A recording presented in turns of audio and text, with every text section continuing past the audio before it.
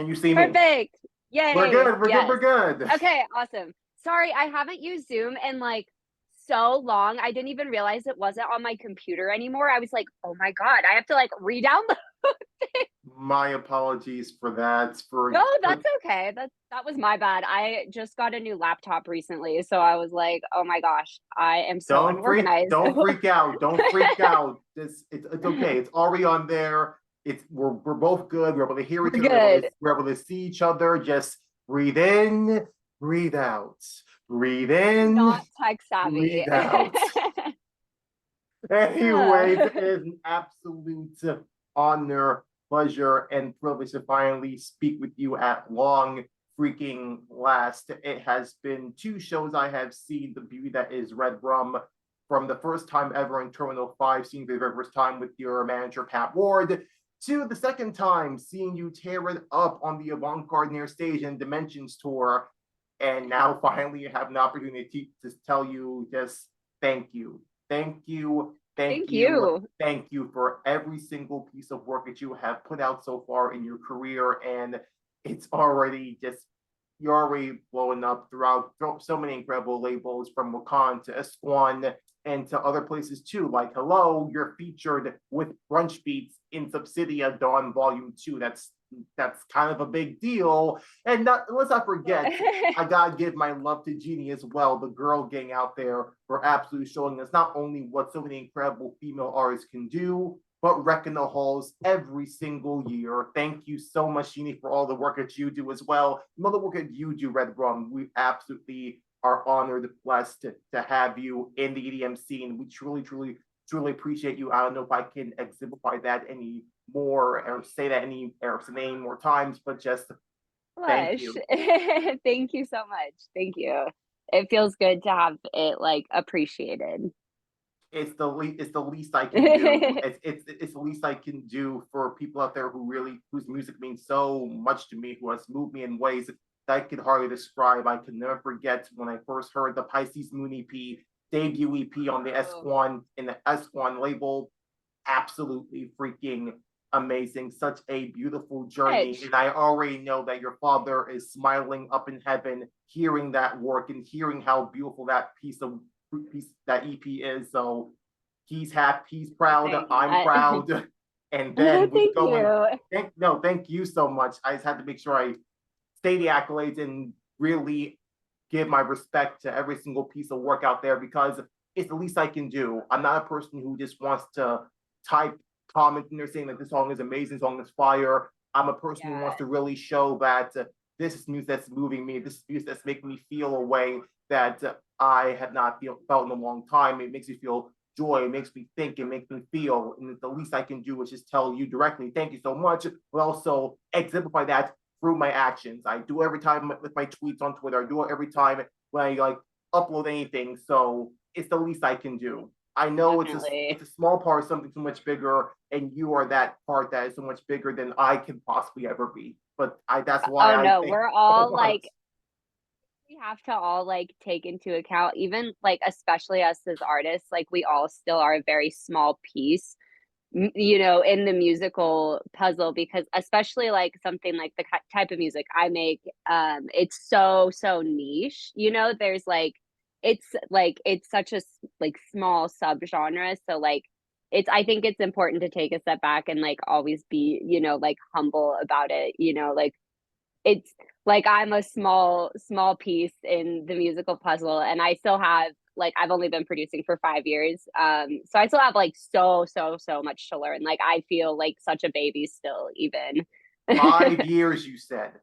Yeah. 5 years. I would have thought it was much longer. The way how I hear No, some of these music it seems like you were doing it for so much longer. So it it's really funny because like I listen to my old stuff and I'm like, oh my God, like this is such like, you know, I don't even know the word I'm looking for. My production that I'm doing currently to me sounds a lot more mature even than like Pisces Moon, because Pisces Moon, I wrote that.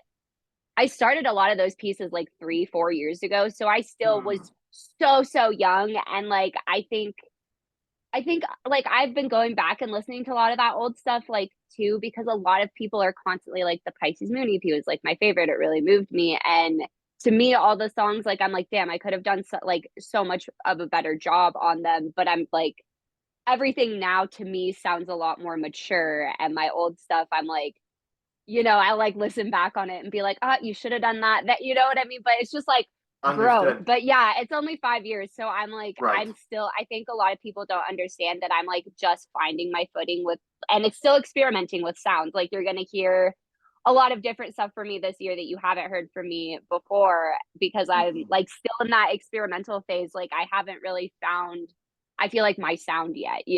Hmm.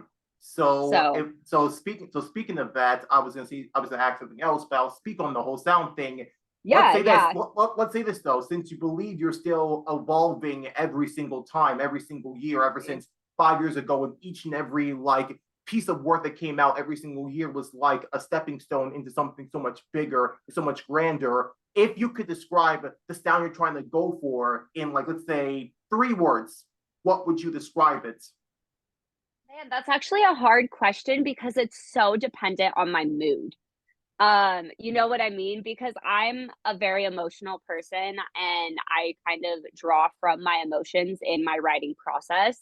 Um, so that's kind of like how and where I get inspiration. So Hmm. for me, I would say 3 words. I feel like one word that you already said it, which is emotional.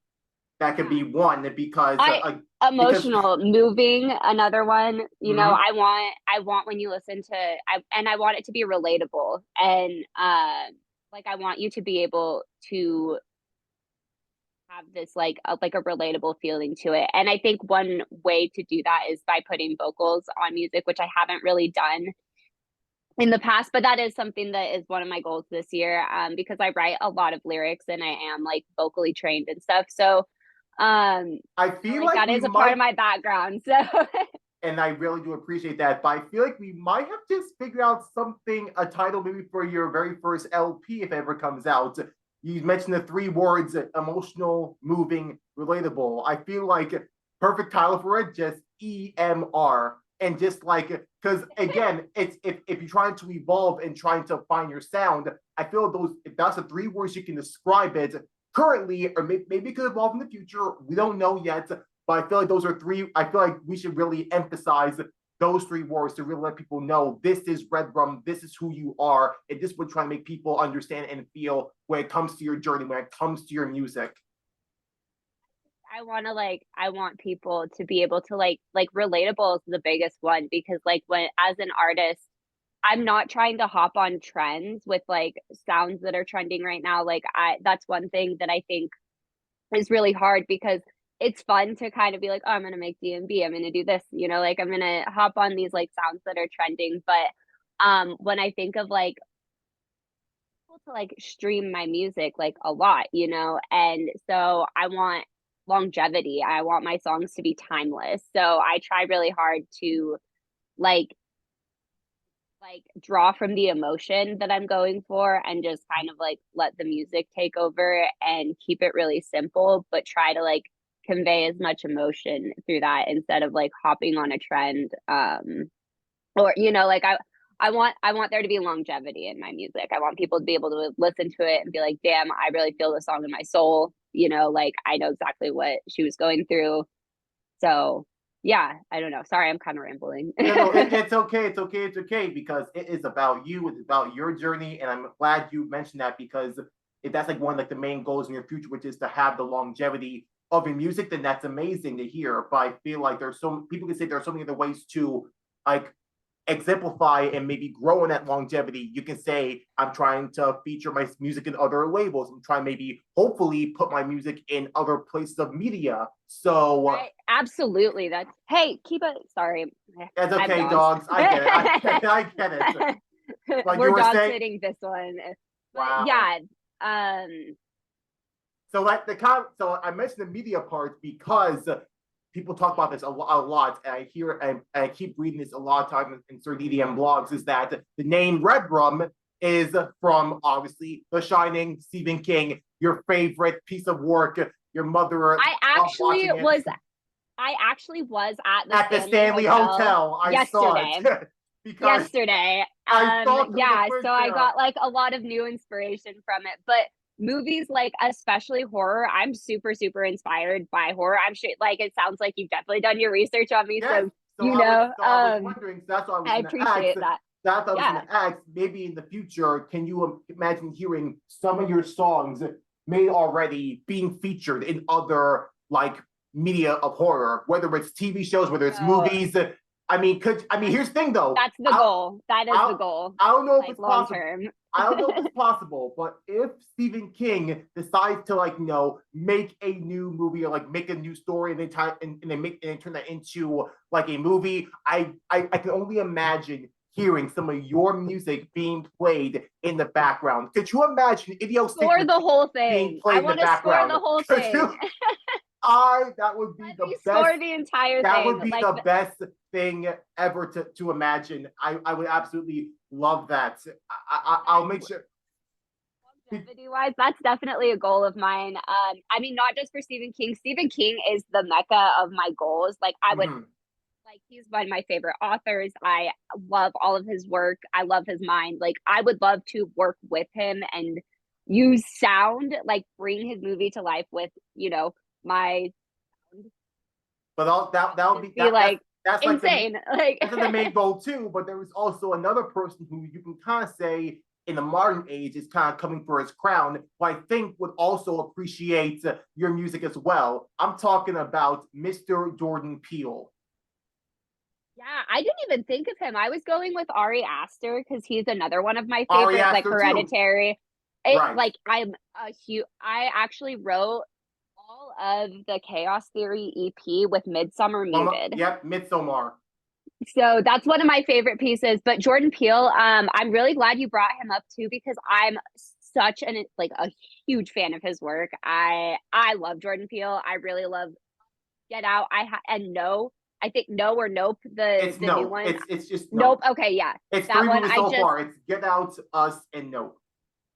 I just recently watched Nope and I really enjoyed that one as well. I would love to work with him as well. I would also love to work with like American Horror Story or just like Hulu or HBO, Netflix in Mm-hmm. general to score some of their shows. Like that's definitely a long-term goal of mine. I know I need to like build up some rapport and stuff first, but like that's definitely my goal long term because that's kind of like what inspired, me to and what inspires a lot of my music too is that kind of stuff. I love being able to like make you feel a certain way just with sound. And then when you add the visual aspect of it too, like it's the whole thing. I feel like a perfect way to maybe get attention of American Horror Story. Have you ever thought maybe remixing their theme song?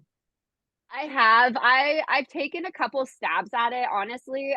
No one has heard them because this was like a few years ago. Mm-hmm. But I really do the vocalist actually Tori Letzler, she did the vocals for season 3 and she's a Hmm. friend of mine and she's definitely someone that I've been wanting to like reach out to and be like look how do I get their attention like Well, she um got her foot in the door with season 3, which is Coven. So, and I one think of that's my favorite seasons. I might just try to remix that season specifically with her vocals but I like I said it was a long time ago when I took a stab at it so I wasn't like as technically proficient, if you will, mhm. with everything as I am now. I'm a lot more like technically, you know, I progressed a lot, I guess, as like if you could say it as a producer. So yeah, Right. I I would say definitely want to.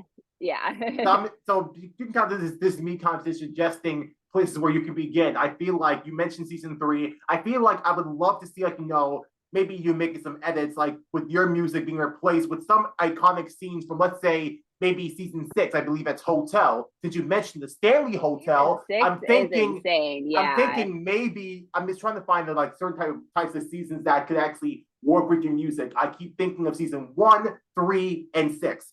I feel like those would be perfect. And maybe if you want to like really dive deep into maybe season 4, Freak Show, that would be incredible too. But I'm Freak just Show like because I love like that carnival-y like sound, and I exactly, actually like exactly. found this like very carnival theme songy like sample the other day and I was like, oh, like I just was like I'm gonna put this in a project file right now and just like leave it there because I know that I can like do something with this. So yeah, for sure, for sure. The like creepy carnival freak show Right. wasn't my favorite season though. I really didn't actually enjoy that season too much, but I love the like creepy carnival vibes. So I thought I was gonna like it. And I love a creepy carnival. Like I keep thinking to myself like that would an be, amusement park. yep, definitely, most definitely. And well, speaking of which, like since we're talking about horror pretty much, are there any like other like media or horror that really like inspires you like in the past?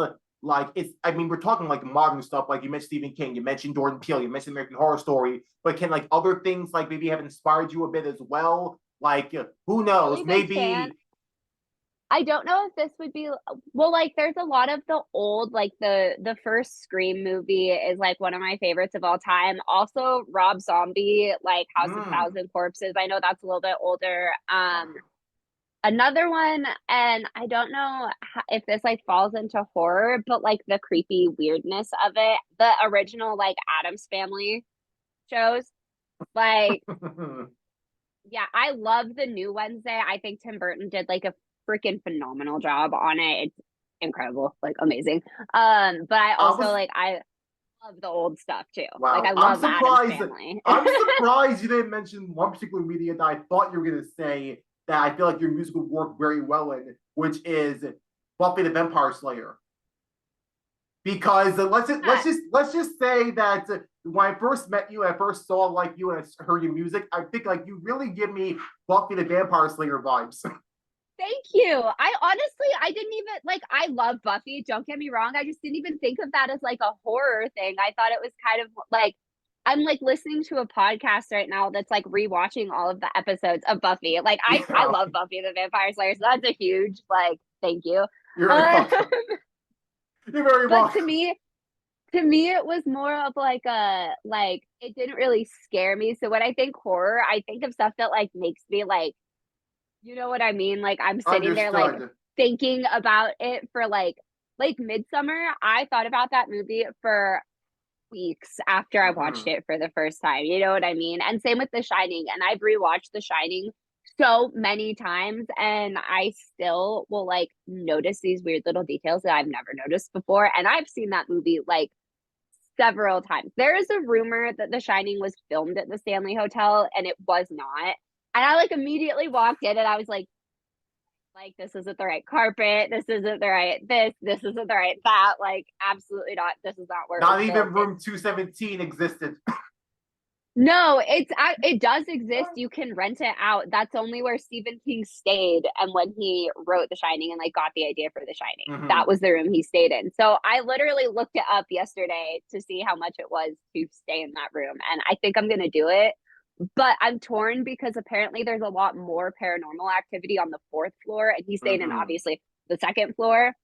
So I want to stay on the fourth floor when I go back and like stay there overnight. I think I want to stay a couple nights there because I really want to like, you know what I mean? I want Right. to see, I want to experience some stuff. Like I want to see a freaking ghost, Could you you know? right? But maybe I'm just thinking to myself. Maybe well, good luck with that. Hopefully, you don't get possessed. But also I'm thinking to myself. There's certain like sounds that you kind of hear in like places like that. Things go bump in the night or like this or the voices. I will if you can maybe bring some like sound equipment and like record some of those sounds and implement that in your future music to like really add that type of like eerie feeling, that would be amazing to see. I feel like that would be something that no like EDM artists have done so far, like to like really up their sound design in that particular way. Imagine like that I'm sampling recording actual paranormal spirits. activity. Yes, It's literally haunted, okay? Like the ghosts, I literally have ghost producers. They're actual ghosts and they uh, help me produce my music. literal ghost producer. They are literal ghost producers and they're Could in the you room with us right imagine? now. Could you imagine that? That's honestly like the best idea I've ever heard. And I already had some idea. Like the Stanley, I totally get why Stephen King was inspired there. And I'm like, I have a great mind. Like, no, I'm just kidding. I'm like not half as creative as him. But I got super inspired there also. Like I was very like oh my God, where is my laptop? I wish I brought my laptop out here because like I really sit and write because it just has that like really and it's not like a scary haunted feeling. Like it definitely feels like comforting. And there were no tragic deaths that happened there. Like I looked Mhm, into it because, I look into all that kind of stuff because I'm weirdly obsessed with that kind of stuff mhm, and like more sensitive to the spirit world. My aunt, that's like fun fact, my aunt and uncle owned a very, very haunted hotel on the coastline of Oregon where I grew up. So I spent my summers there. So I've had like several like growing up. So I'm like super open and like I'm like, yes, I want to see this. I want to experience it. Like, but it didn't feel scary. It didn't feel like, you know what I mean? Like there were certain moments when we were like walking around and like exploring that I felt like we weren't alone. And you mhm. know that feeling when you're like, Yep. Mhm. I feel like someone's looking at me right now. Like, it's like a little bit Always unsettling, feels but like somebody's watching me. it was like a little unsettling, but it wasn't like hair on the back of my neck. Like it didn't feel threatening, if that makes sense. Like Right. it was more like someone is just observing me. And like one thing that I read was the owners ghosts are said to be seen there a lot. So it kind of did almost feel like an authority. Mhm. Like, watching me, like, you guys aren't supposed to be up there because we were in a part that we like supposed to be at. But But was a part of you was kind of like hoping you really want that paranormal activity type of treatment where you want like something like big to happen, or you want to be pulled down the stair or something like that. I don't know about that. I'm not a fan. Kiba, leave her alone. I'm sorry. Kiba. I'm not like a huge fan of them touching me or like any sort of that type of thing. But also, I think the subtle stuff is a little bit more scary. Does Right. that make sense? Like if It it's makes sense.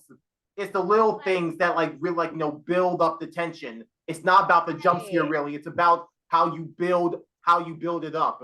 I feel like a perfect example of that. Look no further than Insidious, the first one. oh my God, that movie literally like lost my like that. I don't do jump scares very often. Like Mm-hmm. jump scare, get back. Kiba, I'm done with both of you. I'm sorry. They are That's driving okay. me It's nuts okay. right It's now. okay. We have the one that we're dog sitting, and then our dog isn't like necessarily the biggest fan of her. Yeah, Anyways, Insidious, because I that that's movie. okay. That scene where the ghost guy with the hat is like walking outside of her window, and then is all of a sudden just like inside. That's such a subtle little Mm-hmm. thing. I shit you not, I jumped like 6 feet, like off the couch, like screamed. Like there are like not a lot of scenes in movies that get me like that. That like I was like, oh my God, like literally like blood curdling scream. Like That's my friend looked amazing. over at me and was like, never heard you react to it, because I'll watch horror movies and be like, I'm bored with this. You know what I mean? Like But there was something about I know the Insidious that plot. yeah, Like but it's something about Insidious that kept you hooked and like actually got you interested. For one, plot line too. literally the plot line as well. Like it's not the house that's Amazing. Yeah. haunted, it's your son. It's like, oh, it's not a haunted house And story. It's gonna follow you everywhere you go. It's gonna follow Dalton everywhere he goes. But I feel like the perfect example of that to me has definitely had to be the little kid, the little girl who first every single bit was like perfect. First of like the rocking of the horse, then the repeating of the tiptoe through the tulips, that being played, right. and then you hear the running of the footsteps, and then the finale, which is like you see shoes, so you think it's gonna be there, open it, no legs, bam, it's excellent. Really like it's like the way that it's just like subtly built up. And same with like something like Midsummer too. It's like Right, it doesn't initially start off like you're like, it builds to that. And then right. by the end of the But movie, you're let's like, not let's talk about Midsommar because I haven't seen the movie at all. I want to be spoiler free. So yeah, that's why you haven't seen Midsummer? I Oh my haven't God. I haven't seen that. I have not seen You have to Hereditary. watch I it. stay away You from would videos really like like that. it. I know I really would like it, but I want to I make feel sure I like prepare myself. I want to prepare you myself for would really whatever like comes it. the way. It's already, okay. I don't personally didn't think say it was scary. anything. It was Don't say scary. anything. Okay, you think that's scary, but the one thing I learned, because here's the thing, I did my research about you, I watched the interviews, I watched the Electric Hawk interview, which I am the content creator of, one of them. I am, yes, I am the content I creator love for Electric Electric Hawk. Hawk. Congratulations. Also, It's happy birthday. I didn't say that yet, but happy birthday. happy early birthday. Thank you so much. I really appreciate that. But yeah, as for Electric Hawk, I saw the interview and you mentioned that the most beautiful thing about Midsommar is that it really embraces the silence. So I'm really curious to see how it does that. So I'm keeping that in mind. I had to skip over the part we talked about the tea part. I don't want to talk about the tea part. I don't know how it's gonna do that part. Don't tell me anything. I don't know if it's gonna be similar to like how it is with Get Out with the sunken place, but who knows? Don't just keep it zipped. I'm gonna say I won't ruin it. I am going to say that you're going to love it. And then when you watch it, let me know so we can have a conversation about it because I think you're going to really love Definitely it. will. And it's one of my favorite movies. The So next talk or the next interview I do with you in like 2 3 years time will definitely I'll definitely have watched it. I'll make sure I put that in my criteria. As for Electric Hawk, hopefully Ari Aster comes out with something else too, because I freaking love his work. I like Hereditary was also really good. I just didn't think either of them were scary. They were more psychological, if any. You know what I mean? Like but here's the I thing didn't feel though. yeah. Some of the horror movies that you see also play on the psychological parts, even though ones they don't Yeah. seem to be horror based, All work on that, yeah. psychological. I feel like a perfect example of that. This like one that like really like messed with me, and it was so beautiful, but it was so psychologically like turning, even though it wasn't really horror. It was The Silence of the Lambs. The Silence of the Lambs is like it has a psychological edge to it, thanks to Children of the Corn too. Children of the, well, okay, they don't really speak of Children of the Corn, but Mal- the only saving grace in that was Malachi. He killed the performance. That was good. But other than that, it was just, yeah, Stephen King, not your absolute, not really the absolute best. I much rather would read the book. I much rather Not read, the best work. not But the I best love one. Silence of the Lambs. Silence of the Lambs is one of those like very psychological ones. I watched Right. it again recently, actually in like 2016, 2017, I think.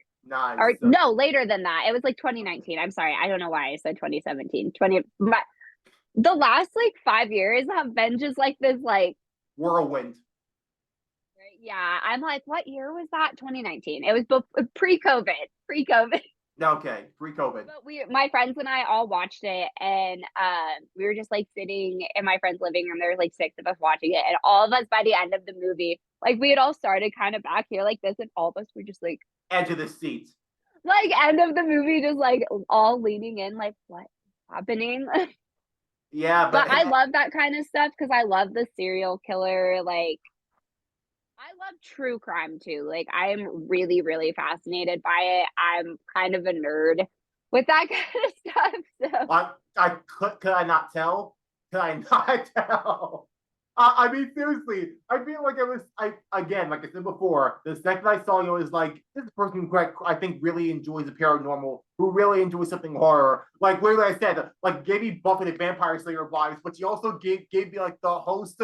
I take it as a compliment, like the biggest compliment I can give you. You remind me of that girl who hosted Truth or Scare on Discovery Kids. It's that type of horror. I love that. I love that. That is a compliment, honestly, because I loved her. So When you don't do host the Truth or Scare, I want you. I feel like the energy you give off when it comes to like stuff like that really is so amazing. I feel like you would really like enthrall the viewers with your presence, with your knowledge, and of course with your music. Imagine that your own show, Truth or Scare, a remake of it, with the music in the background playing. That would be incredible. like I've kind of wanted to do something like that, honestly. Like I've had thoughts about it, or just like doing little mini episodes of like deep dives into really weird cases or like really Like weird unsolved places. mysteries. Yeah. Yeah. Oh yeah. I hate an unsolved one though, because I think of like I literally when I tell you I lay awake at night and think about them like I do. I'm like Mhm. Googling shit. I'm literally like pulling up court records, like, why is this unsolved? Like, it drives me nuts. Like when there's no closure or explanation when something like that happens, because I think like there's a lot of people that use crime is like huge, obviously, and people like will use it for like entertainment. But like I think Mhm. there's a lot of people that forget that these are real people.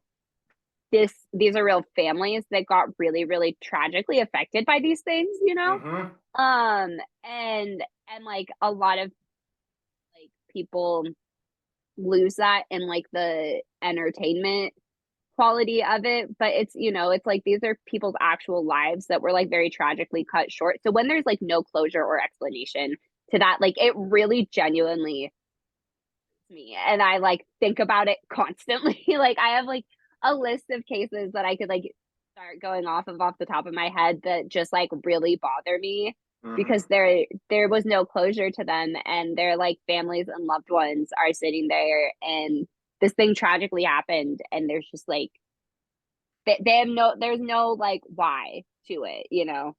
Understood. So, Accountable either. No one was held accountable, and that's the other part that bothers me is like that person or persons whoever did it got away with it. Like they still at just, large. yeah, yeah, and that's horrifying. Like It really is. So, well, let's try to get out that anxiety phase there. Anyway, it's just that I had to mention well, back to the music right now. Two things I had to mention as well. First off, at Rolling Access though, because in your journey you had three different types of experiences. You had the virtual festival experience with In Harmony and In Unity, which you absolutely destroyed. That was like one of my introductions to you. Thanks to Electric Hawk. Thank you so much, Electric Hawk. I know, To I love Electric Hawk for that reason because so many people I think found me through that, and I was like, that's like kickstarted a lot of other opportunities. So so I'm yeah, so happy to be big a love part. Electric Hawk always. I'm honored to be a part of the team that has like really helped you in your career and in your journey. Secondly, is of course doing some of the shows like your single out shows, just like you making to the venue, doing it like in and out, that type of thing. And then you mentioned in your balance tour, you did that was your first like tour bus experience.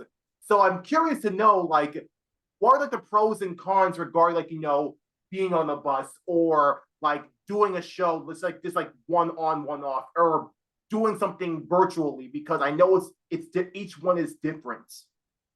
No, that's actually a really good question, and I'm super happy to talk about that. Because yeah, this was like a super brand new. This year has been a very brand new experience to me. I played literally 10 shows before I went on the balance tour, so super new, super like just like all these experiences coming in, and it happened like really fast. So I'll talk about each of them and like Yeah. So and then like compare them. let's start with the virtual stuff. In Yeah, Harmony, in Unity, when you were featured on yeah. Electric Hawk. So those were really cool because I got to building a set in Ableton, which is what I did for the virtual stuff, getting Mm-hmm. to essentially what I did for those were really unique because I wrote a lot of that music specifically for that. So I opened one project file and I wrote essentially an hour long evolving song. And I Mm-hmm. would like put in, other people's songs like, here and there. But the first one I did all original, and I was really like stuck on making sure it was all original. So I wrote every single thing in that for I've never, they're all in one project file. I can't like take out the pieces of the songs, or I could, but it's very annoying. But yeah, so that's kind of the cool thing about that is it was like a one-time experience. Like I wrote it specifically for that, and it was more of getting to create a listening experience versus Mm-hmm. like a DJ set. So that was the cool thing about that. I actually really enjoy doing stuff like that. I make a lot of my mixes like that too. Like if I have an opportunity to make a mix, I like to do it in Ableton so I can kind of write new stuff for it. And yeah, stuff that's like one time that you're only gonna like that's the only version of Right. it. Like this is just like a snippet into my brain kind of thing. Right. When you do So your those are really cool. when you did the virtual sets, like, did you really have to focus on really the mixing, or did you focus on also like the visual part of it as well? Because if you're talking about virtual stuff being like a journey, like through your music, or like looking at something, or like experiencing something, did you focus more on the mixing or the visual stuff? Like you want to like teleport someone on a journey? I was really new into my career at that point, so I think Electric Hawk had people that they were doing the visuals on, and they were in complete control of that. Okay. Now I would like my visuals artist, because I her name's Hannah Celine. She's freaking Who? amazing. Her name's Hannah Celine. Hannah Um, Talene. Did she also do the cover art Celine. for Celine? Did she also do the cover art for Chaos Theory? So that's Ashes Bardol did the cover art for Chaos Actually, Theory, but Hannah does all of my visuals that you see at shows. okay. She Mm-hmm. does all my visuals. My end of the year mix, she made the visualizer for that I did last year on the con. Wow. She made the visualizer for that. So I had a lot more of a hand in the visual side of it, and I do have a much bigger hand in it now. I don't make any of them, but I am very like what I want. This is the vision I have. And me and Hannah, our visions are very similar. Mm-hmm. Our art goes very well together. She does a really good job of bringing my music to life. My new visuals, I absolutely love them. I debuted some new visuals at Mission Ballroom in November Mm-hmm. recently. So the stuff that we're working on going forward to create that visual experience, I definitely have, I'd say it's 50-50. Okay. um Especially now for my live sets, because that is a really big part of it. Like visuals I think are huge. Okay. And Hannah freaking crushes all of them. She's Mm-hmm. amazing. But yeah. That's amazing to hear. So like we're in control with the virtual sets. So you have to really focus more on the mixing, which I heard some of it. You were absolutely incredible with the mixing and both in harmony and unity. Again, new in your career. Let's give you the chance. I'm so happy that they did because you are that incredible. Even Thank 2020, you. 2021, you absolutely destroyed it there. Thanks so much for that. Now you had to move on from virtual sets, like doing shows. Like you mentioned before the tour, you did 10 shows like individually. So how did that feel? So those were like very anxiety inducing, if I'm being completely honest, because I have horrible anxiety, and I did not have, like, a lot of DJs have this like time period where they played to a lot of empty rooms and they got really Hmm. good at DJing. I didn't have that. I was like, I luckily had people and friends that had CDJs that I could practice on and like know, at least know what I was doing essentially. But and I had played some like small shows, but very, very few and far between. I hadn't really had a ton of experience or spent a lot of time DJing. So doing that, and then also combining the fact that I was playing like sold out rooms and people were showing up when I played. Like I wasn't playing to like a half full room. I was playing to very full big rooms of people, and I was just like I blacked out from anxiety through a lot of those sets because I was just like, don't fuck It's up. Like I was just like, it's almost like a high school talent show. Are they gonna love me? Are they gonna really appreciate me? and it was so nerve-wracking because like you've heard my sets, I don't play really high energy hype sets. Right. I play very deep bass and a I lot of knew 140 and some drum and right. bass. I And my will sets confess are evolving still. I will confess this though. The first time I saw you in Terminal 5 when you were in the Balance tour, I even though when I met you the first time I told you like no hi hello hi that type of thing, I almost like heard the like no nervousness in your voice a bit when you were getting on stage. I was So I said shaking. I said to myself, okay, this is why I'm here. This is what I'm gonna do. I'm gonna get on that rail. Hopefully she sees me and that she actually knows I'm really enjoying this because I studied your discography front to back before I got there. So I really want to make sure you felt like you're right at home. So I literally went I all did. And New York in general, best freaking crowd. I love playing in New York. Like it has like my entire heart because you guys are so welcoming. Get away from my food. Sorry. He's like eyeing my food right now, and I've been trying not to shove my face because I'm talking a lot. So he's like eyeing it, like, "Are you gonna eat that?" I'm like, "Yeah, I am. Get away from it." back Anyways, to like anyway, back to yeah, New I York. but you can hear the nervousness in my voice. I hate talking on the mic because normally I sound like this. Like I'm not nervous right now. I have like honestly like a lower, like more raspy voice. When I get on the mic, I'm like, because it's like I can see how many people are out there and they're all just like staring at me. And you guys have like the most beautiful like smiles just Thank looking up you. at me. And I'm like, I wish I could have been like Redrum. Calm down. You got this. Just look at me. Just look at me. Just if you get scared, just look at me. No, I'm and I don't. enjoying it. So like a confession, and I don't think a lot of people realize this. So I'm like very fucking blind without my glasses. Like I mean, like I literally can't see like this far in front of me. Same It's here. Same bad. here. Like your girl needs them to walk. Essentially, I don't play with my glasses on because that way I cannot see the crowd. Because Ah. the crowd like and that's the thing, I have never had a bad crowd experience. Like I've never had people boo me. I'm sure it's going to happen eventually, like, but I've never had a bad crowd If they experience do, I'm coming for them. on site, right? Don't Like, worry. I'll be your knight in shining armor. If you want Boo Redrum, I can turn that name around and I can totally just do the opposite. yeah. So, but like I've never had that before. Everyone's like every single crowd I've played to has been the like everyone's just so amazing. Like you show up early for me, which because I've been playing a lot of early slots. People have showed up early. They've like been out in the heat. That day. They show out early. That day in New York. I think I waited like 3 hours just for you. Which I mean, like honestly, like when people like tell me that, and like at the G Jones show at Mission in April, I was gonna talk about G Jones. I remember like people texting me being or like that they were already in line and they were like the line is literally wrapped around the building and I didn't play till 8 p.m. and they were texting me that at like 4 p.m. And I know obviously like that was a really huge lineup, but the fact that people were like, you know, we're here to see this entire lineup, which is like including myself, and people really, really like genuinely wanted to be there early and like see my set. I was just like every single time that happened, I cried on stage so many times throughout the Balance tour, and like every time I saw that happen, tears, like full on tears. Like I was freaking sobbing. I wish I had clean exchange for you just in case. I know how overwhelming it can like because I was like literally because you get like so emotional. Like you weren't wearing mascara, were you?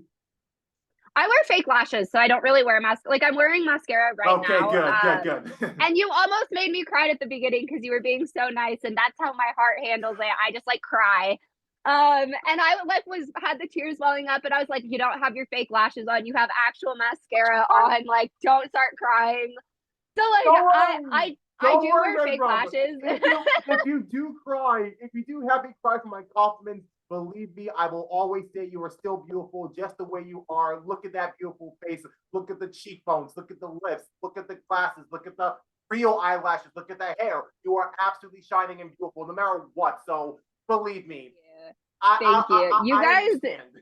You guys saw me in some rough shape on the tour bus though. That's that's the next question I wanted to answer, is talking about the tour bus. What that experience was like. Because that was a really new experience for me, and it was so much fun.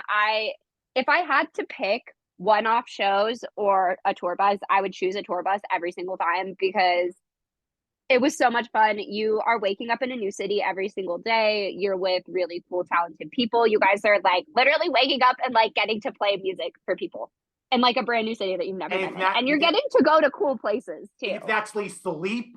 Yes.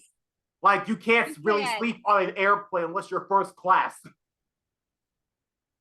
I've learned because honestly, with the with the weekend that I played in New York the most recently, I had 3 shows that weekend and I was like very in and out. I had to leave that New York show early because I had such a bad headache from not getting enough sleep the prior 2 nights from playing shows, and I was feeling so crappy after I played my set. Like I really tried to hang out and like talk to people, and I had the worst migraine. I left early. Like I got my Uber, I went to the hotel, and I like just took the longest shower, had it like dark, silent. So like the flying Did you thing, have any Excedrin? Yeah, I did. And I took that and I, laid down, I drank a ton of water. Like, I was, because I get migraines. So, like, I was just like really bummed that it happened then. And it was because Same it was here. like, like I had such a lack of sleep because I had early flights. I wasn't getting a lot of sleep. I was, playing late sets. I wasn't playing like early sets. So I was like, I was just tired. And then traveling in and of itself is exhausting. Sitting on an airplane is freaking exhausting. Like, you know, Yeah, sitting in like navigating in all like of the that. terminals. It's the worst. Like talk to And we anyone have to, who rides Southwest. They know the pain. I know my flight got canceled by Southwest. Oh God. Coming home from Christmas, we had This to is drive why home I from do Texas. JetBlue. This is why I do JetBlue. See, I don't like Southwest either. That's the thing. I'm not a huge fan of them, but everyone in Denver is like lives or dies by Southwest, and I'm like, I was not impressed JetBlue or anytime that I flown with Delta? them. And then JetBlue or yeah, Delta? Delta. So I did fly JetBlue into New York actually that weekend, and I really enjoyed them. They were great. Had no issues with my flight, so that was wonderful because that's really stressful. The flying stuff, there's so much that could go wrong. Flights can get delayed. Flights get delayed, you miss your connecting flight, you don't make your show, you lose money, plus you lose the money you spent on the plane ticket. It's so stressful. Mhm. It's so stressful. And then versus being on a bus, you're gonna get to where you need to go. And you don't have to stress about any of that kind of stuff. Like you Unless a get to flat sleep tire. extra. Unless you have Yeah, a flat tire.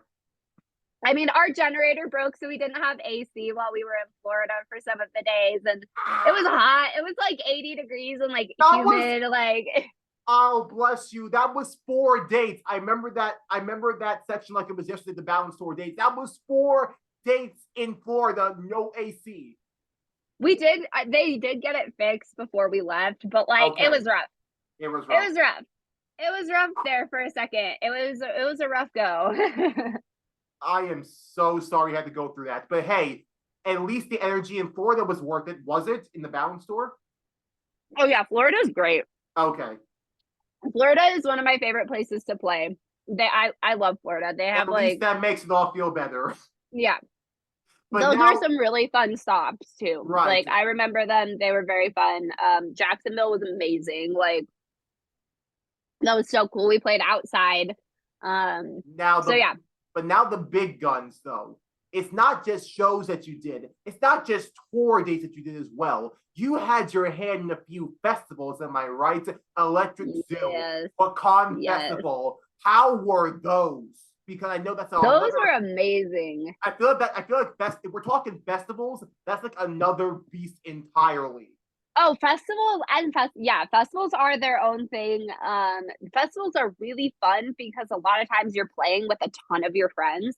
So, you're getting to walk around and you're getting to see all of your friends that you don't get to see very often. And you're playing with a bunch of your homies, which is like amazing.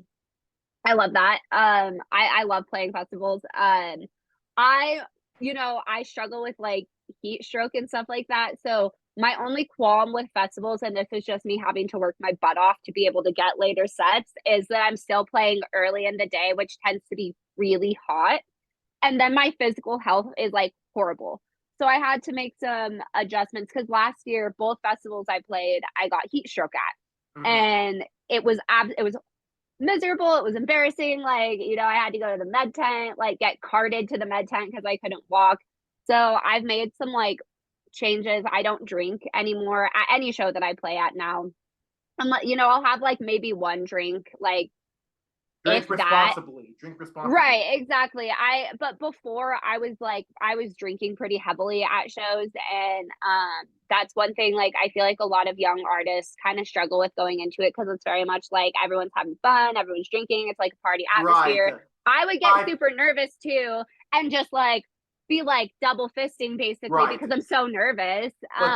But take it from me, some shows and even some festivals are enjoyed a lot better when you're sober sometimes. Oh, I've learned that. I've definitely learned that I because, know that I know that festival goers and some artists will believe that White Claw is their best friend. It's really not. it's not. But I but have been I tour I was traumatized by White Claw. Like I can't even look at that stuff anymore. I'm like when someone offers me a White Claw, I'm like, hey. yeah. Well, that's why this interview is brought to you by Beatbox Beverages. Make sure you get 10% off. Like, no, I'm you kidding, need to be hydrating. You need to be drinking water, especially during those super hot It's days, because sponsored heat by stroke is not water. fun. Heat stroke sucks. I have had it multiple times. It sucks. It is absolutely miserable. Like I enjoy myself so much more sober. I feel like I play so much better because I'm so much more engaged. Like I'm so much more there, and I don't really struggle as much with anxiety. And when I do get anxiety before big shows, I can work myself through it instead of like, oh my God, I need to like take 2 shots of tequila before I go on stage, which is Like you not, do, like you do like breathing exercises. Do you like? yeah, yeah, that kind of thing. I know how to talk myself down. And I also like those pre-show jitters. I kind of love them because it like gets me amped up. And I'm like, as soon as I press play, they go away. Like as soon Like as I start doing what I'm doing, I'm like, I'm chilling, let the but let the nervousness like be like your strong subtle. suit. Let it be your strength. Yeah. Like Yeah. it's almost like people like they get scared or like panic or something. Like don't let the panic get you. Don't let the emotions get to you. Like learn how to control it, embrace it, and then use it to your advantage. So that's one thing I've been working on. And like now I just need to work on talking on the mic because I get so nervous when I talk on the mic. That's the only time during my set when I get nervous. And like I know that like there's a balance and I don't talk on the mic very often, and that's why. Like Mm-hmm. I hate my voice on the mic. I just don't like listening to it. I don't think anyone else wants to listen to it. I have better stuff to play than my voice. Understood. So like I don't, but I also want it to be a balance of like me engaging with the crowd and like let them knowing that I'm like thankful for them being there. Like in Denver when I played with Liquid Stranger this most recent time, I played a really different set than I usually play. I actually Mm-hmm. like based most of the set around my music instead of me just kind of like fitting my music into other stuff that I'm playing. It was an original set. Not all original, but it was a lot more of my music. I played out Pisces Moon, like a lot of the tracks from that. So it was more of a vibey, feelsy set. I played a lot of my Mm-hmm. new music that I have coming out this year. So it was like really feelsy and like vibey and not super heavy. And I was like really nervous because I was like, this is very much so like all kind of like cuddle and cry type of vibe for this set. And I Ah. realized that because a lot of it was my music, I was like, wow, I kind of maybe need to structure sets more like this in the future because it's so heavily my music. And I'm like, oh man, I'm gonna make everyone cry with my sets. Like we're taking Maybe you know how like some artists will have like like I like this is you on the lineup and it's gonna be this type of set, like it's gonna be drum and bass type of set. Maybe like with some of your sets, if you want like play that type of like vibey type of thing, almost like that Sesquan type of feeling, then tell people it's gonna be like a Sesquan set, a Pisces Moon set, a down tempo type of set. So let to people. look for like a word for it that I can like call my own sets that are like that. So Oh, that's I something got that I've one. been thinking of. Maybe just call it the vibe check. Vibe check. Ooh, I like that. I know Grizz kind of The vibe trademarked it. check set. Maybe I know Grizz kind of trademarked that words, but hey, it's what you do, and it's kind of what you do best. Like bringing the vibes, bringing a type of energy, and punch boom, chaos theory, it's that type of thing. So I Yeah. feel like maybe he could let you use it. I mean, I hope you guys are good friends. I'm in that I've regard. not met Grizz yet. I would love to be friends with him. He seems amazing. He is But pretty yeah, incredible. I mean, he did work I with definitely Closey. have to. He did work with Cosey's Closey. also amazing. She is So all equally as amazing. They're incredible, huge inspirations. But I right. definitely need to come up with something that is like Redrum, that is like mine, that is what that kind of that feel for that set is. I just kind of haven't figured what that is quite yet, but that's definitely something that I'm like working on because Mhm. it was a totally different type of set than I usually play. It was Right. like entirely different. When I play like the 140 stuff, I'm usually mixing super fast so that I don't really have time to like engage or interact with the crowd because I Mhm. mixed really quickly and I'm like trying to It's play as 140 much as I BPM. can. Right. I can do a lot of layering. I'm like DJing a lot when I'm playing those types of sets versus with this, it was a lot mixing. It was a lot like, it because the songs I kind of let them evolve, let them breathe a little bit more. but yeah, it was really cool. The crowd made me cry like so many different times just by their reactions to songs that I was playing. Um, so Sorry about that. no, you're okay. I had construction workers I hired, and they had to do some work in my house. So again, I really, again, hopefully you can find like the right like words like really describe your set. And again, I feel like if any future festivals, if you need someone to maybe like, be the voice of Redrum, I'd be more than happy to be that guy. If you need someone to like have a few fans ready so I can like fan you so that we don't get heat stroke, I'd be that guy. And maybe, just maybe, we can find a way to like get those glasses to really stick on the head whenever you're DJing. So that way, I feel like if we have those three things secure, it could be the best festival set you ever made, and you can actually feel a bit more confident. So I'm just putting myself out I there. don't play with my glasses on. I like not having them on. Okay, I not actually having them like on. it. Okay, scratch that. I actually Scratch that off. like it. Scratch that I know off. I drive everyone nuts, like my manager, like Chloe, what all during tour, I was because I never play with my glasses on, and they're like, "How are you seeing? I know you're blind." Like what I'm like, I know my cue points, I know my music, like this way I'm not like focused on like looking as much and I'm Right. more just like listening Just and tell like just tell it's them how I do it, just okay? tell Like them tell Pat, tell Chloe, tell everyone in the Wakan team it's your sixth sense. Like some people see dead people. Some people are able to tell when it rains. You are able to DJ with your eyes closed. Just say that. it's a talent, actually. The fact that I don't mess up that often. I mean, I do, but like not very often. You Like hear I've got that? a pretty You like hear good that, Pat? record. You hear that, Pat Ward? She has a sixth sense. It's what she does. It's in her blood. That's why you brought her on your roster. Okay, so just let her do her thing. Let me So do it. I'd like to DJ blind. Okay, I know it stresses I'll everybody get the out, but I like blindfold. to do it. DJ blind. That would be It's a incredible. talent. But It's a again, talent of mine. hopefully that in other festivals, in future festivals, they can put you in later times, or maybe who knows, we can like I remember Electric Zoo had like a section. They had a set. This like I think 2 years ago in Supernaturals where they had like this like umbrella when it was raining, and you're Oh still yeah, able to play. So maybe they can bring that out for you, so that way you're not like the sun's not beating on you. You're not gonna feel about to faint. yeah. Honestly, it just comes down to me working harder to get like later set slots. But that's the goal. I'm like, holy crap! I don't know how much more I can take of this. Like, because sometimes when I did play Electric Zoo, I did feel like I was gonna pass out. I definitely felt like I was gonna pass out. So I mean, I hopefully the stage was like near like the water sections where you're able to like Mhm. refill and like actually keep yourself hydrated. Luckily, they do pretty good when it comes to that. So Yeah, I really do appreciate that. But yeah. No, hopefully, they were amazing.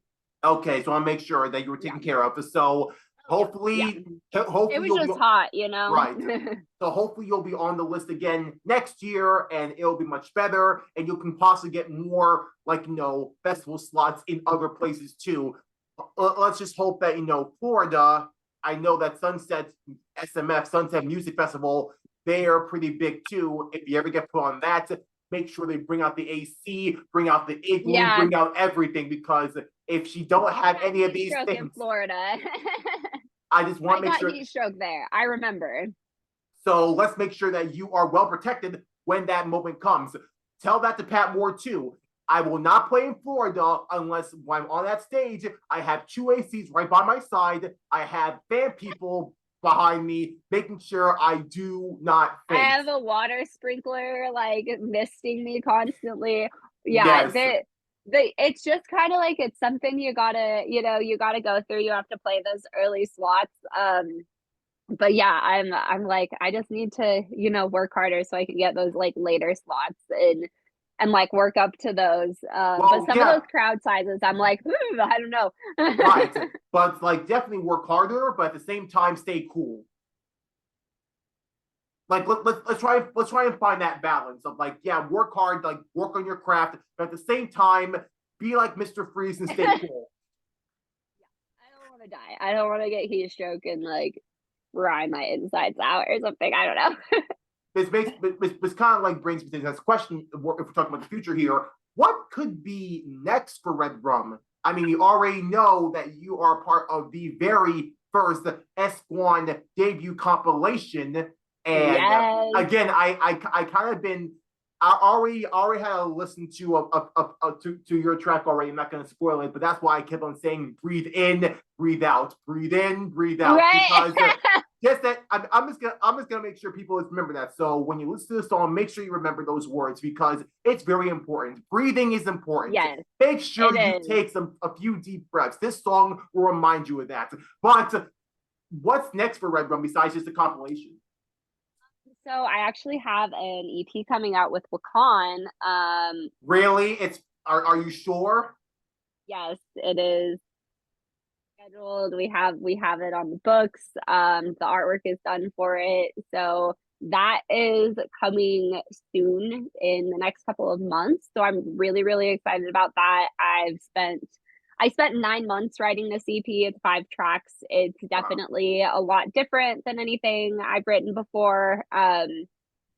It's a lot more like on the experimental, I would say, side. Experimental There's a lot of base. like, yeah, halftime, 140, but like definitely like that old school kind of sound. But a lot of Right. halftime, I really have been like loving writing in halftime recently. Wow. So and like a little bit more like melodic, but like it's like kind of combine. It's like if Pisces Moon and Chaos Theory like had a Had a baby, baby. you know. Yep. It's kind of those vibes. Like it's definitely heavy, but there's like some feelsy, more feelsy parts to it as well. So I'm really excited about that. And then I'm really focusing on writing a lot of music this year because I kind of was hyper focused on this one project last year, this EP. And there were some tracks that I wrote for it that didn't end up making it onto the EP. So I'm like perfecting those, getting those Mhm. ready for releases. I'm trying to collab a lot this year, work with as many other artists as possible. Speaking And of which, then, people yes, that you who are the people that you really like want to like collaborate with? Like some people in Wakan or S1, like who is like on the list? um, right now, my biggest two goals would be Closey and Of the Trees. I would love to work with both of them. I'm just so inspired by both of their work, and they're both absolutely lovely, wonderful people. On top of that, so those are like two definite like goals. I would love to work with Recno. I would love to work with Rez at some point. Mm-hmm. Like those are some really like high up on my list. I'd love to work with Zed Dead at some point, someday, which would be amazing too, because they're also huge inspirations for me. And Liquid Stranger, obviously, like the man himself. I've been just waiting till I have an idea good enough to send to him. That like speaks to Why, me. oh, why did he not? Here's the thing: he puts you in the Balance tour. Why he did not like do like add one more song and collaborate with you for the album? I will never know. He puts you in for a Dimensions tour. Why for the Wakanda Takeover? Why didn't make a song with you then? I will never know. Martin, Loper, Chloe, what are you doing? I mean, I love you guys very much. I met you guys. You all are amazing. But what are you doing? What I are need you? to write an idea worthy of Martin. That's the thing. Is I need to write the idea that's worthy to send to him. And Well, I here's don't the have thing. it yet. I understand that part, yes, but for him to put you in the takeover, for him to put you in the Balance tour, I'm sorry, that seems pretty dang worthy to me. I mean, what more do you want, Martin? You want him to make a headline tour? If you want it to happen, okay, sure, let's do that. No. I haven't sent him any ideas yet. So I just have to send him, I have to write an idea that I'm like, I think he would vibe with and like would be a good demonstration of both our sounds. But I struggle with that because I still don't feel like I have a like distinct defining sound yet because I'm Correct. still so experimental. So that's what makes it hard for me. That's kind of what keeps me and holds me back from like sending collab ideas out because I still feel like I'm learning a lot and experimenting a lot with like what my sound is. Um So that's kind of like my one thing with collabing. I just like I also feel like because I'm still such a like new producer, 5 years really is not that long to have been producing. But I still have so much to learn before I work with them, and like I still need to like evolve more. So that like those are other things that I think about too. When like collabing, but I'm very focused on writing a lot of new music this year and releasing as much new music as possible. I'm probably not going to do another body of work for a while. I'm probably just going to stick to singles after this EP comes out. Okay.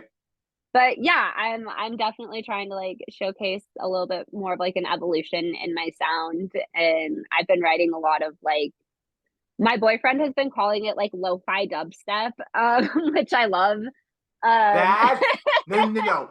That needs to be a set in the future. Put that name next to your set when you're in the lineup. Make a Lo-fi dubstep. We lo-fi got it. dubstep Oh my set. god, lo-fi That's dubstep. Do it. Your boyfriend is a That's genius. it.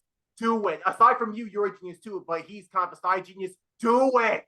I'm I wrote the thing that he calls lo-fi dubstep. But yeah, so those are like the vibes of kind of the stuff that I'm writing. I'm like going kind of back to my Pisces moon era roots with those types of like melodies and the soft drums, but also like getting more experimental with like the bass side of things. And just writing really unique, weird shit. That would Being I creative, because touring does like take a lot of your energy out. It's really fun, but playing like a lot of shows versus like having time to be home and work on music extensively, like I'm really really appreciating that right now. Kind of like having a break, and like getting to spend time with my boyfriend and my roommates and and like your my dogs. cat, and yeah, my dogs, like, well, my roommates dogs, but they're like my godchildren, Right. like just getting to be here. And I nanny too. I have a little 11-month-old that I nanny as well, so like Wow.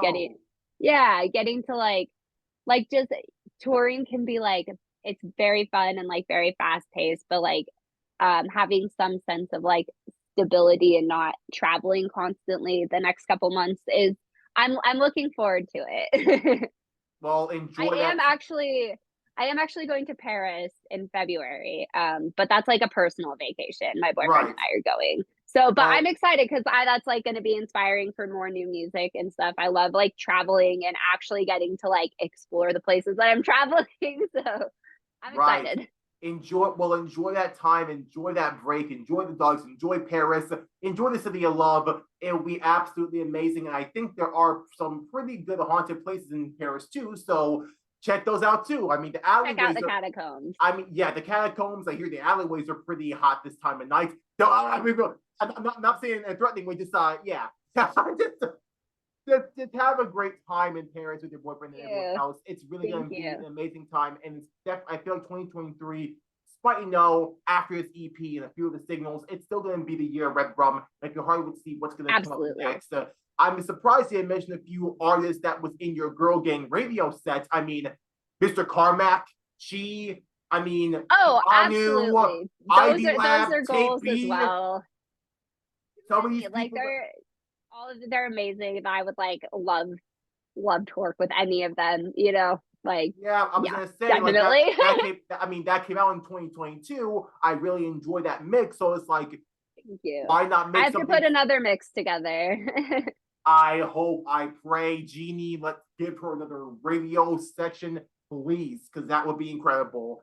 Thank you so much for everything that you made so far, and Yeah, of letting course. me learn about your sound, your love of horror, that type of thing. I really do appreciate it, Yeah, this and was so fun. Thank you for having me. thank you so much. And again, I can easily say that it's things like this that not only do I cherish this, not only do I really sincerely appreciate this, but this is definitely gonna be, if I don't get anything on my birthday, this will be one I'll always remember. And I always want to cherish it and sometimes share with the world because it's just that beautiful. You're that amazing. You're that incredible.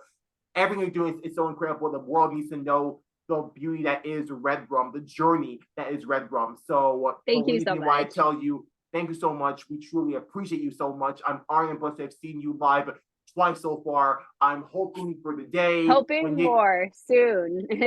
hope I can see you again for the third time, fourth time, fifth time, and really see you just propel to places that only you could dream of, with you and everyone else by your side, and a few ACs here and there, and you'll make it. We'll be good. We'll be Yes. good. Thank you so much Thank you again, so much. Tatiana, for everything. We truly appreciate you Have an so much. amazing rest of your day, and happy birthday. Thank you so much, and have a great time in Paris, and enjoy your break. Thank you so much. Yes. All right. I'll talk to you soon. Okay, thank you so much.